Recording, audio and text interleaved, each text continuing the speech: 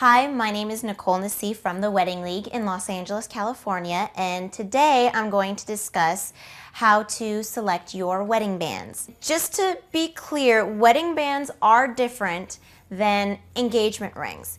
Usually what happens is the gentleman goes and buys an engagement ring for his soon-to-be fiancé, and then later on, once they are engaged, the couple goes back to either the same jeweler or a different one to then choose wedding bands, which will actually be a part of their ceremony come the day of the wedding. So, the first thing that's important when selecting your wedding bands is to know your options.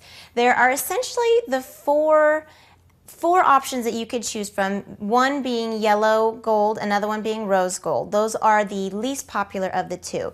The two that you're going to see the most these days will be white gold and platinum. So just to give you just a real quick idea of the difference of the two, white gold naturally is kind of like a light gray color. So in order to get that really shiny white color, they have to put a layer of a certain material, or not a material, but a substance over it. So because of that, you will have to go in maybe every 5 years or so to get that same substance, that same coating on your ring. So the pro of white gold is that it's cheaper, but the con is that you have to keep spending money every 5 years or so to get it recoated. Then you have platinum, which is actually right now the most popular in wedding bands.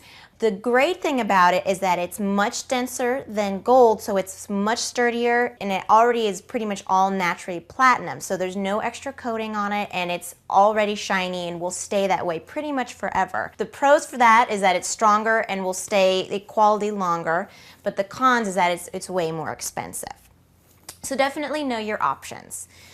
The next step is to ask yourself questions about what you are looking for, and it's good to know these questions, the answers to these questions, before you even walk into a jeweler. So for example, how wide do you want it? Do you want gemstones in it? Will those gemstones be diamonds or sapphires? Do you want something to be molded to the engagement ring for your fiancé? So definitely ask each other the questions so you have a good solid plan when you walk into the jeweler. The next step is to create a budget. So when I work with my clients, we create a budget for the entire wedding.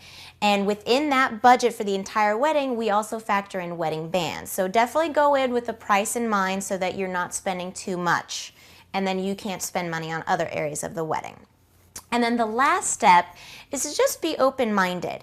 The jeweler is obviously going to be an expert in that particular field, so he will listen to all of your wants and needs and what you think you know and want about rings. However, maybe after listening to you, he has something else in mind that you never knew you always wanted. So definitely keep an open mind if he has any suggestions. You'll definitely be able to find a wedding ring that fits your personality, fits your budget, and it'll make the process pain-free. So again, my name is Nicole Nasi from the Wedding League, and thank you so much for watching my video on how to select wedding bands.